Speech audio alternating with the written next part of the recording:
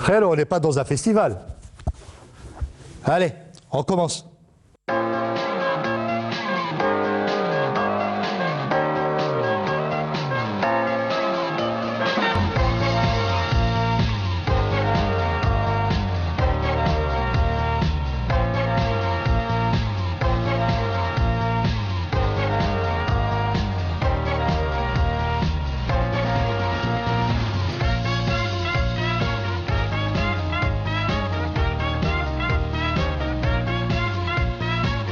Mesdames et messieurs, chers téléspectateurs ou simples curieux, bienvenue.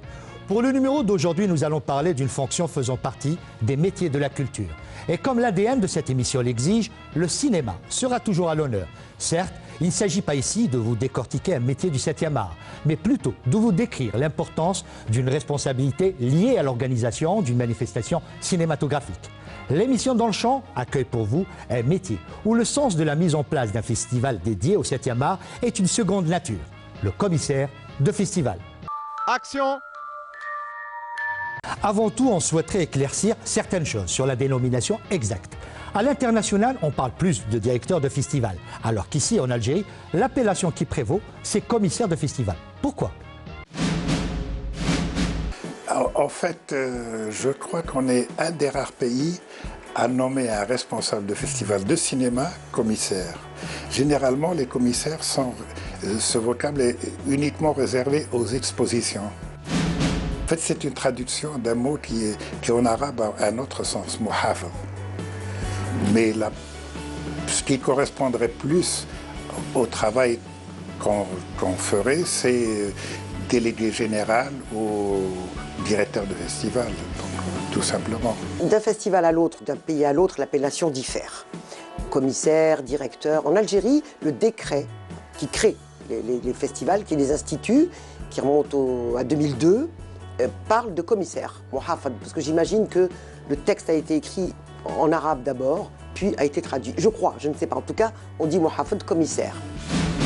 Le commissaire est la personne donc, qui est à la tête du festival et qui est assistée par un comité, lequel comité est également nommé, cité dans le décret d'institution du festival. Ce comité comprend 4 autres personnes qui se répartissent toutes les tâches liées au festival. Alors, traditionnellement, il y a le directeur artistique, donc la personne qui s'occupe essentiellement de la programmation, voire des activités connexes qui sont les conférences, les tables rondes, les masterclass, etc. Le financier du festival, une personne chargée de la communication et des relations publiques, et une autre à qui on peut confier la logistique, par exemple. Toutes les tâches sont assurées par le comité. Alors, la fonction du commissaire, c'est de superviser tout cela, ce qui n'est pas très simple. Ce qui n'est pas très simple, puisque finalement, lui incombe d'abord la responsabilité de trouver les moyens de financer le festival, de l'organiser dans les meilleures conditions, de lui donner un contenu idéal, enfin de qualité, et de veiller à son parfait déroulement. Que ce soit une biennale ou un rendez-vous annuel, une fois la date fixée, quel est le quotidien d'un commissaire de festival cinématographique? C'est trouver l'argent. Bon, l'argent public existe, mais il n'est pas suffisant. Il n'est pas suffisant et il y a eu des réductions drastiques. Donc il faut s'assurer qu'on peut réaliser un événement de bonne facture avec des moyens adéquats. Donc c'est réunir l'argent nécessaire à la tenue du festival. Ensuite, c'est fixer les lieux. Les lieux, c'est pas uniquement les salles de projection. C'est un environnement aussi qu'il faut vraiment définir et voir s'il convient au déroulement de la manifestation. Il y a les personnels qui travaillent, il y a les jurys qu'il faut choisir, qu'il faut convaincre, qu'il faut inviter, qu'il faut recevoir.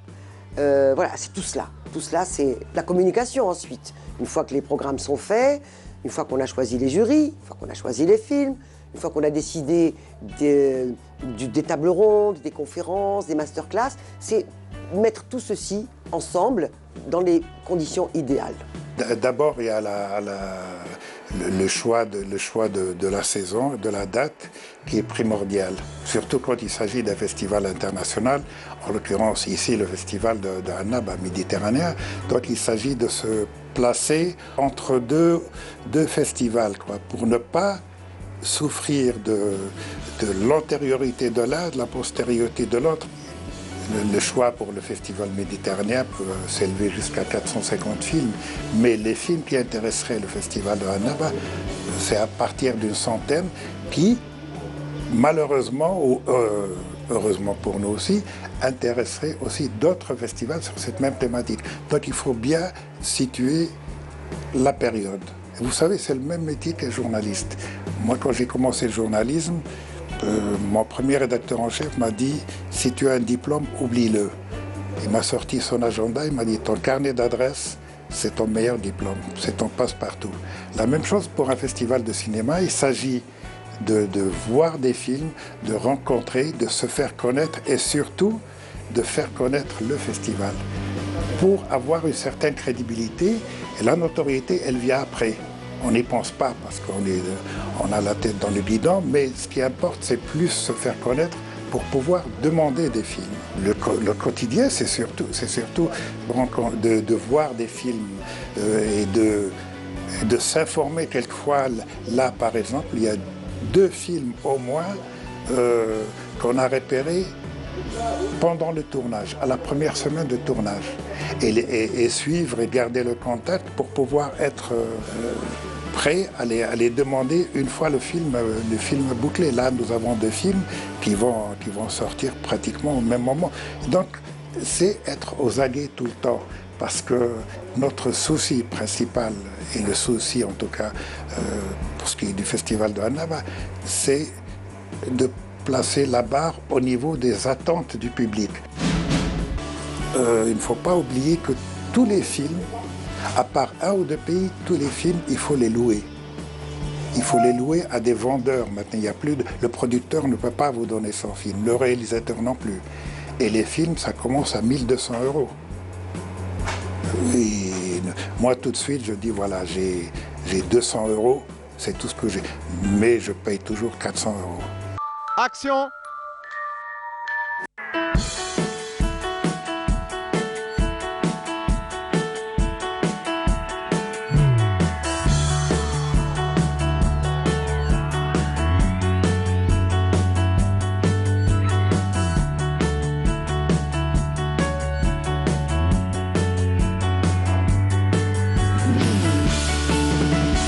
Ça résume la colonne vertébrale brisée de ce personnage et ça résume finalement le message entre guillemets, ce que peut raconter le film sur le rapport de la France à sa diversité. Ce personnage qui se dit que à cet endroit-là, effectivement, ce qui ailleurs lui fait défaut, là ça peut être un avantage. Ouais. J'essaye de jouer sans être en train d'être démonstratif, j'essaye de raconter des histoires, d'être dans quelque chose d'assez juste pour que j'ai l'impression de vivre les scènes dans le moment pour la première fois. Et puis de ne pas oublier qu'on est là pour raconter des histoires, pas pour chercher à se montrer comme on aimerait se montrer devant une caméra. Et puis après, changer de rôle, c'est changer de milieu à chaque fois, passer du milieu des médecins, enfin de l'hôpital, au milieu des flics, aux voyous, aux jazz manouches, aux sous-marins, aux autistes, tout ça, c'est la chance que j'ai.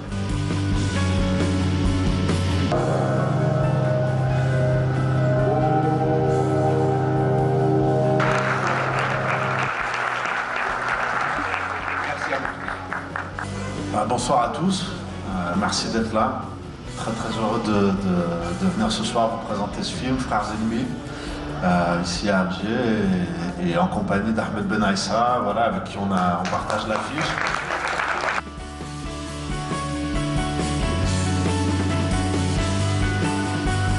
C'est un choix judicieux. D'abord parce qu'il y a une particularité algérienne dedans, il y a des acteurs algériens, etc. Il y a cette notion-là. Et puis, vous savez, dans des festivals, il faut toujours aussi quelque chose de pointure un peu pour appâter un peu comme... et du coup, c'est plaisant, quoi. C'est magnifique. Quand on voit un film de cette trempe-là, il n'y a pas un cheveu sur la soupe. Hein. C'est extraordinaire. Tout est cadré, la musique, le son, l'image. Tout est magnifique, donc c'est du plaisir, quoi. Heureusement qu'il y a quelques produits comme ça, cinématographiques. Outre le côté organisationnel, parlons maintenant de la programmation. Comment se déroule le choix des œuvres qui seront projetées lors de l'événement en question? J'ai été avant tout, et je reste un cinéphile, je veille à trouver les meilleurs films, mais pas forcément des films qui me plairaient. Parce que dans ce cas-là, je me ferai mon festival avec mon budget, avec mon argent de poche et chez moi. Il y a certains films que je n'aime pas. Chaque année, il y a 2-3 films que je n'aime pas, qui ne sont pas mon goût, mais qui sont très bons. Et je suis fier quand ils rencontrent l'adhésion du public. Donc, surtout pas faire correspondre ses propres goûts à la programmation annuelle, non. Maintenant, les spectateurs savent quelquefois avant vous ce qui va sortir ailleurs, quoi. Et quand on annonce un film, ils savent exactement l'impact. Donc les gens sont informés. Et on tient à ce qu'il n'y ait pas de frustration. Avec le peu d'argent, et ça je ne veux pas me plaindre, sinon je n'ai pas accepté cette mission, on fait avec le budget qu'on a, mais les choix doivent être vraiment à la hauteur des attentes. Le public a besoin de voir de belles choses. D'abord pour Annaba, le choix est aussi large que restreint, c'est-à-dire la Méditerranée. C'est large, mais c'est restreint, on se cantonne à la Méditerranée, aux deux rives. Ça, c'est le premier critère. Le deuxième, l'année de projection à Annaba. Le film ne doit pas dépasser, c'est rare, mais pas 2 ans. Généralement, c'est le film de l'année précédente, sinon de l'année en cours. Comme là, cette année, nous allons avoir 2 films de 2019, par exemple. Donc, que les films ne soient pas anciens. On vous donne des films nouveaux, il faut qu'il y ait une certaine crédibilité. Sinon, on se dit, c'est quoi Annaba? Pourquoi je vais aller à Annaba? Maintenant, ce que j'ai entendu, c'est qu'on dit, non, à Annaba, il y a une bonne qualité de projection, il y a un bon public, et il y a une ponctualité. C'est-à-dire, les films sont à l'heure, et il n'y a pas de personnes qui filment à l'intérieur des projections. Dans notre cas, il me semble que c'est quand même plus facile que mes collègues des autres festivals, parce que nous sommes un festival dédié aux films engagés. Donc déjà, il est des films dont nous ne nous approchons pas. Ils ne correspondent pas à l'éthique, à la philosophie du festival. Pour le reste, nous avons des repères, certains festivals, avec lesquels nous avons des liens de parenté. Sundance, formidable festival. Berlin. Donc, comme ils sont avant nous dans la programmation, on regarde ce qu'ils ont programmé, pas forcément ce qu'ils ont retenu, hein, mais ce qu'ils ont programmé. Donc, on visionne. Donc, il y a les festivals qui sont des sources d'informations. Ensuite, il y a les réalisateurs eux-mêmes, soit que nous connaissons, soit que nous avons déjà invités. Ce sont des gens qui, traditionnellement, ne changent pas de genre, d'école. Donc, on sait que leur prochain film sera, à 9 coups sur 10, un film engagé. Donc on voit où ils en sont, qu'est-ce qu'ils ont fait depuis 3 ans, depuis 4 ans, depuis 2 ans, depuis 1 an. Ensuite, on a les réseaux des gens qui fréquentent le festival, qui connaissent le festival, soit parce qu'ils ont été jurys, soit parce qu'ils ont été invités. Et on leur demande de nous indiquer des films qui leur semblent correspondre à notre programmation. Donc c'est tout ceci, plus les propositions qui viennent de réalisateurs, de producteurs, de distributeurs. Tout ceci fait que, en vérité, on a déjà commencé à visionner. On est en janvier. On a déjà commencé à visionner pour décembre 2019. Et puis on écrème au fur et à mesure. On a 3 grandes présélections. Et après, la dernière, elle est franchement douloureuse parce que, comme vous disiez, on ne peut pas tout retenir et on doit éliminer certains films. Souvent, on le fait avec grand regret. Et on réfléchit à l'idée de mettre certains hors compétition pour ne pas surcharger la compétition, mais pour qu'ils soient vus. Mis à part le sens du management, quelles sont les autres compétences requises, bien sûr, pour mener à bien cette mission? Bon, moi j'imagine que c'est d'abord il est question d'un festival du film engagé et allez, sans forfanterie aucune, je dirais que ça me ressemble beaucoup. J'ai toujours travaillé, produit des émissions radio, pas télé, sur des questions liées à l'engagement, dans toutes les disciplines culturelles possibles. Alors ensuite, c'est la capacité de travail, c'est, je pense, la facilité de contact, donc l'aisance dans la communication, dans les relations, c'est le sérieux qui vous crédibilise auprès des gens, peut-être l'expérience dans le champ de la culture, pas uniquement dans le cinéma. Puis après, c'est l'honnêteté quand même, parce que ce sont des budgets qui nous sont confiés et que nous devons utiliser à la fois avec parcimonie, rigueur et intelligence des situations. Je vais inventer un nouveau concept au niveau des compétences pour vous dire, pour moi la première compétence c'est l'écoute et la générosité. Il faut être généreux et être à l'écoute aussi des attentes. Il faut aussi se mettre à la place du nouveau cinéphile, du nouveau spectateur qui a besoin de découverte et surtout d'un grand écran. Action! On va dire, pour que ce soit pas trop pompeux, c'est l'architecte du film, disons. C'est celui qui dessine les plans, mais qui en même temps a besoin de toute une équipe pour bâtir son projet. C'est une volonté de s'exprimer, d'exprimer des idées. En fait, moi j'ai été technicien pendant une assez longue période, donc pendant une quinzaine d'années. Donc après, il a fallu passer à la réalisation. En fait, il faut un peu de courage. Je pense qu'il y a beaucoup de gens qui ont la capacité de devenir réalisateurs de cinéma, mais qui n'osent pas encore. Donc je pense qu'il faut oser surtout. Mais entre-temps, il faudra faire connaissance avec les plateaux de cinéma, connaître les métiers, apprendre auprès des gens qu'on côtoie quand on est technicien. Et puis par la suite, c'est prendre son courage à deux mains et décider d'assumer ses propos et ses films. La destinée, l'avenir des individus, il est dessiné par les individus eux-mêmes en fait. C'est en fonction de nos objectifs, de nos ambitions qu'on devient quelqu'un ou qu'on devient une personne ou une autre. Mais l'individu est forcément responsable de ses propres choix. Ceci dit, tout être humain a besoin aussi d'être orienté, surtout à un âge difficile qui est l'adolescence. En fait, le film représente deux adolescents. Il y en a un vers qui une main bienfaitrice a été tendue, l'autre c'était une main malfaisante. Et en fait, le film essaye de démontrer cela, la responsabilité des adultes, surtout vis-à-vis des adolescents. C'est un film qui aspire à entrer en communication avec la jeune génération, qu'il y a une part qui doit être faite par eux-mêmes, en fait, et qu'une autre part est de la responsabilité des adultes. En fait, cette jeunesse algérienne qu'on n'arrête pas de décrier, elle n'est pas seule responsable de son état actuel. Nous autres adultes, je pense qu'on est un peu plus responsables de cela. Je ne sais pas si j'ai une identité propre. En tout cas, moi, je suis un réalisateur qui croit d'abord au travail des acteurs. Donc moi, mon travail est essentiellement orienté vers la qualité du jeu.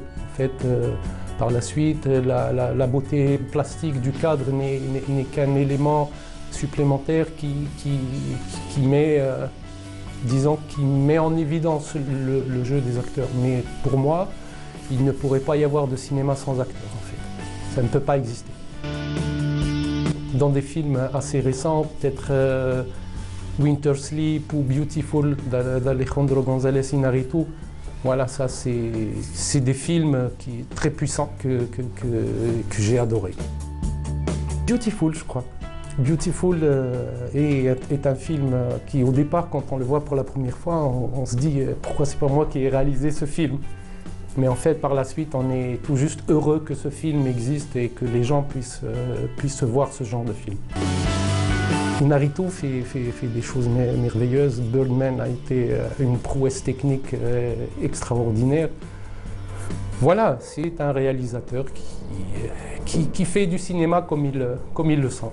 Ce que j'aime chez Iñárritu, c'est qu'il filme de façon simple et en même temps, par moments, il intègre des mouvements très complexes, en fait. Même en tant que cinéaste, par moments, on n'arrive pas à deviner comment il fait. C'est quelqu'un qui fait du cinéma et il ne cherche pas à impressionner, disons. Pour lui, un cadre ou un mouvement doit d'abord mettre en évidence un contenu dramatique. En Algérie, il n'échappera à personne que notre cinéma est cantonné uniquement à des festivals. Quelle est la raison? Mon propre cas. Mon dernier film, Zabana. Si je m'étais cantonné au circuit classique, on l'aurait montré que dans 2 villes, dans 2 salles. Mais on a fait 150 projections à travers tout le territoire national, grâce aussi au cinébus du CNCA. Donc, et c'est cette situation-là qui fait que j'entends mieux votre question. Et les films n'existent qu'à travers les festivals parce qu'il n'y a pas de réseau de salles de cinéma. Nous n'avons pas de réseau de salles. Il est en train de se mettre en place actuellement avec le réseau de salles de répertoire de la Cinémathèque, qui ferait quand même 15 à 19 salles, mais c'est insuffisant. Et si on veut que le privé investisse dans le cinéma, il faudrait lui assurer une distribution à flux permanent. Il faut qu'on pense autrement. Il faudrait que, dans la plupart des wilayas, on dégage des assiettes et qu'on fasse connaître qu'à la sortie de la ville, nous pouvons dégager une assiette où on peut installer un multiplex, parce que qui dit multiplex dit parking, dit restaurant, dit fast-food. Tout ce qui va avec le cinéma, c'est une industrie, c'est une économie. Donc, il nous faut penser économie quand il s'agit de cinéma également. Je ne suis pas l'interlocutrice idoine pour répondre à ce genre de questions. Mais déjà, présenter un film dans un festival, cette année, nous avons été très heureux d'avoir 4 films algériens, inédits, de bonne facture, à montrer à un public plus important qu'un public d'avant-première. Parce que jusque-là, c'est cela. Ce sont les avant-premières. Et après, peu de films sont distribués de manière régulière et sur tout le territoire national. Bon.